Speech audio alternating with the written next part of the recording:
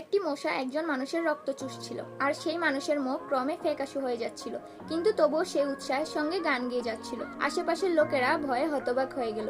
ঠিক সেই মুহূর্তে লোকটির ঘুম পেতে শুরু করলো। এদিকে মশাটিও 10 গুণ বড় হয়ে গেল এবং তার পিঠ থেকে রক্ত চুষতে লাগলো। তারা এটা দেখে আতঙ্কে চিৎকার করে উঠল। শেষে মানুষটি মাটিতে পড়ে গেল।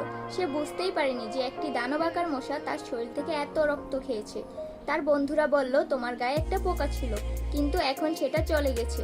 তারপর লোকটি শান্তভাবে ঘুমিয়ে পড়ল। যখন সে জেগে উঠল, তার পিঠ রক্তে ভেজা ছিল, কিন্তু তার মনে হচ্ছিল যেন কিছুই হয়নি। একদিন তারা 3 জন রোদে বসে রোদ পোহাচ্ছিল।